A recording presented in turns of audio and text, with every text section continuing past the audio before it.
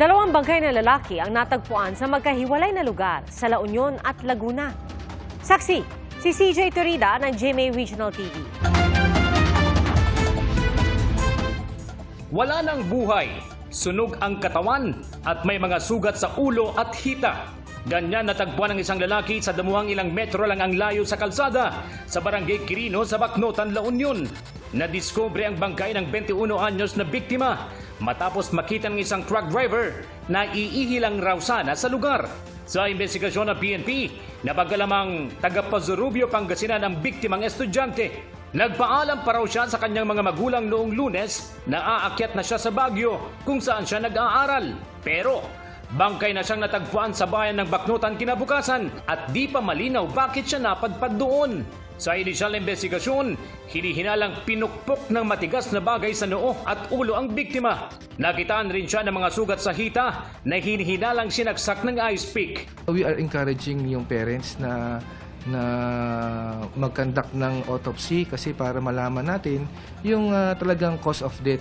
May mga sinisilip na raw na anggulo ang PNP, pero di muna sila magbibigay ng detalye habang patuloy ang investigasyon. Sinisikap ng GMA Regional TV na makuha ang pahayag ng pamilya ng biktima.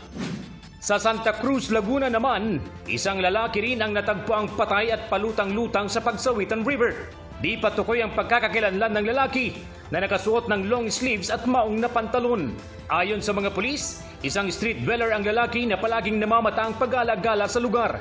Lagi rin siyang namamataang naghuhugas ng kamay sa ilog pagkatapos mamulot ng basura. Habang inaalam ang kanyang pagkakakilanlan, nananatili muna ang kanyang labi sa isang punerarya sa naturang bayan.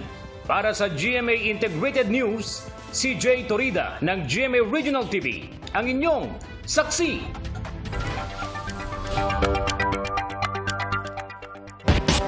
Ang ibinibigay na cash grant sa ilalim ng 4Ps, pinag-aaralang lagyan ng automatic adjustment na nakabase sa inflation o bilis ng pagmahal ng mga bilihin ayon sa DSWD. Pinusuhan niya ni Danok Tingkungko sa Barangay Saksi Online. Ang posibleng aumento sa ibinibigay na cash grant sa ilalim ng 4Ps o Pantawid Pamilyang Pilipino Program pinag-aaralan na raw ng DSWD. Kasama rito kung hanggang magkano o ilang porsyento ang posibleng adjustment. Pagpulong ng Department of Social Welfare and Development sa National Economic and Development Authority para ipresenta ang ating proposed adjustment sa cash grants. Pero ito ay for approval pa ng ating Pangulo at ng ating mga economic managers. Si Annalyn, 1 taon pa lang na benepisyaryo ng 4Ps. Malaking tulong daw ito sa kanyang pamilya. Nung 1 year po kami naka-payout, kumbaga malaking tulong ko kasi isang bagsakan po siya noon eh. Medyo malaking tulong po, nakabayad po ako sa mga utang ko po, sa mga pinagkuhan. Siyempre, hindi po maiwasan yung utang natin sir eh. Dahil sa hirap po ng buhay dito. Pero aminado si Annalyn na kahit may 4Ps, kinakapos pa rin sila. Napakamahal na po ngayon ng mga bilhin, lalo na po yung bigas. Dati pong bumibili kami sa 200, may 5 kilo na kami ngayon, 3 kilo lang. Ano yung mga kinailangan mong gawin, kinailangan ninyong gawin mag-asawa para mabuo yung bangga? Nagka-cash advance po yung mister ko sa opisina nila, ganun po. At minsan po, nag-hiram din po ako sa 5-6 para po matugunan yung aming mga pangailangan. At pag po nagkaroon po ng pera, babayaran po. Parang paikot-ikot lang po, sir. Kasabay na rin pinag-aaralan ng DSWD ang panukalang amyenda sa 4Ps Law na magtatakda ng mekanismo ng automated adjustment sa 4Ps grants depende sa antas ng inflation o bilis ng pagmahal ng mga bilihin. Tinanong namin kung pabor ba rito ang mga kapuso online. Sagot ng isa, sana gawing monthly na lang ang pagbibigay ng cash grant sa halip na kada 2 buwan. Sa taas daw kasi ng inflation, hindi na umaabot ang budget na ibinibigay para sa mga bata. Sabi naman ng isa pa, dapat sweldo ng mga manggagawa ang itaas base sa inflation. Komento ng isa pa, ayusin daw sana ang screening o pagsasala ng 4Ps beneficiaries. Marami raw kasing nangangailangan ang hindi nakakasama. At sabi ng isa, stable na trabaho raw sana ang ibigay sa kada pamilya. Sa kasalukuyan, nakakatanggap ng 300 hanggang 700 pesos na grant ang 4Ps beneficiaries depende sa antas sa eskwela ng anak. Dagdag dyan ng 750 pesos na health grant at 600 pesos na monthly rice allowance. Ang health grant naman para sa mga buntis at kapapanganak lang, inaprubahan na ng DSWD. Dati nang nilinaw ng DSWD na mga binibigay sa hanggang 4.4 million na 4-piece beneficiaries ay hindi dole-out, kundi pandugtong sa kanilang mga pangangailangan. May mga kondisyon din tulad ng pananatili sa paaralan ng anak at pagsigurong maayos silang nakakakain. Para sa GMA Integrated News, ako si Dana Tingkungko, ang inyong saksi. Nilinaw ni Senador Sherwin Gatchalian na hindi pa rin maging state witness si suspended Bamban Mayor Alice Guo sa investigasyon sa mga pogo sa lugar. Saksi, si Sandra Aguinaldo. Naiintriga man ang marami sa pagkatao ng babaeng kapangalan at ka-birthday ni Mayor Alice Guo pero iba ang mukha. Sabi ni Senator Sherwin Gatchalian, wala itong epekto sa patong-patong na kasong maaaring kaharapin ni Guo. Kaugnay sa pagkakasangkot umano niya sa operasyon ng POGO o Philippine Offshore Gaming Operators at sinasabing pagsisinungaling niya sa kanyang pagkatao. Paalala ni Gatchalian, sa record ng Philippine Statistics Authority, iisa lang ang Alice Guo.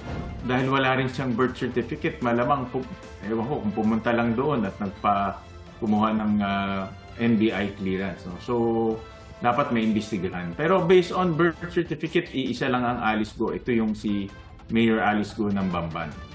Hinimok ni Gatchalian ng NBI na imbestigahan pa rin ang tunay na pagkakakilanlan ni Alice Guo ng Quezon City. Pero ang mas inaabangan daw ni Gatchalian mula sa NBI ay kung ano pa ang lalabas sa fingerprint matching ng mga kapatid ni Guo. Kahapon, inanunsyo ng senador na batay sa investigasyon ng NBI, ang kapatid ng mayora na si Wesley Guo ay ang Chinese national na si Guo Shandian. May dalawa pang kapatid si Guo. Ayon kay Gatchalian, pinapalakas nito ang ebidensyang hindi Pilipino si Mayor Guo. Ipinapakita raw nito na inabuso niya ng pamilya Guo ang proseso ng late registration of birth sa Pilipinas. At ilan pa raw kayang dayuhan ang nakagawa rin nito. Nakita natin isang pamilya nakakuha 4 na late registration. Ang kinakatakutan ko kasi na ginagamit to para makabili ng lupa at marami na kasing naririnig kami ngayon na yung bilihan ng lupa ng mga dayuhan, Chinese in particular, talagang katakot-takot, no? Sa Palawan, sa Cagayan, sa Isabela. Panawagan ni Gatchalian sa PSA, suriin ang datos ng mga naganap na late registration of birth sa bansa. Sabi naman ni Senadora Riza Ontiveros, kung peke ang pagkakakilanlan ng kapatid ni Mayor Alice Guo, maaring sangkot din umano ito sa mga krimeng ibinabaling kay Mayor Guo. Dapat din daw nila imbestigahan ang posibleng pagkakasangkot ng pamilya at associates ng mayora. Inimbitahan sa susunod na pagdinig si Guo at kanyang pamilya, pero ayon sa abogado ni Guo, wala pang pasabi kung makakarating sila. Yung nakakausap ko siya, umiiyak-iyak na, parang may anxiety depression siya. So, hindi ko alam kung makaka-attend siya o hindi dahil kailangan niya ng medical attention. Nauna nang hinimok ni Gatchalian si Mayor Guo na magsalita tungkol sa nalalaman niya sa Pogo, sa Bamban at Porac para mapagaang ang kanyang pananagutan. Pero paglilinaw ni Gatchalian, hindi maaaring maging state witness si Guo sa investigasyon sa mga Pogo dahil hindi siya ang least guilty. At nasa sentro pa raw ng Hongsheng Gaming Corporation na nag-operate noon sa Bamban Pogo Hub. Sabi naman ng abogado ni Guo, limitado lang ang alam nito tungkol sa Pogo. Kung meron pang ibang alam si Mayor Alice, I will advise her to tell the whole truth. Pero kasi wala nga akong mapiga sa kanya, hanggang doon lang talaga yung pagkakaalam niya. Para sa GMA Integrated News, Sandra Aguinaldo, ang inyong saksi. Hollywood actor Leonardo DiCaprio nakiisa sa panawagang protektahan ang Masunggi Geo-Reserve sa Rizal. Sabi niya sa Instagram post, banta sa pangangalaga sa Masunggi ang pagkansela ng Department of Environment and Natural Resources sa kasunduang poprotekta sa lugar mula sa land grabbing. Baka raw mabaliwala ang matagumpay na conservation effort dito at pwedeng masadlak ang lugar sa pagmimina, pagtotroso at iligal na pagkatayo ng mga istruktura. Pero sagot ng DENR, walang hindi nasasaklawan ng batas. Labag pa rin daw sa batas ang mga resort venue sa lugar na naniningil sa publiko para sa ilang aktibidad doon. Iniimbestigahan na rin daw ng joint venture agreement at supplemental agreements para sa mga pabahay ng gobyerno sa lugar na pinirmahan din ng mga opisyal ng Masunggi Geo-Reserve Foundation. Pinabulaan na naman ng foundation na resort sila. Rehistrado raw sila bilang non-profit. Mismong BIR din daw ang nagsabing wala silang kailangang bayarang buwis. 27 billion pesos na health emergency allowance para sa healthcare workers ilalabas na ngayong Biyernes ng Department of Budget and Management. Nitong Mayo, hiniling ng Health Department ang pondo para bayaran ang natitira pang mahigit 5 milyong validated na health emergency allowance at mahigit 4,000 COVID-19 sickness at death compensation claims. Mahigit 91 billion pesos ang naunang inilabas ng DBM para sa public health emergency benefits and allowances na sakop ang benepisyo ng health workers mula 2021 hanggang 2023. Para sa GMA Integrated News, JP Soriano ang inyong saksi.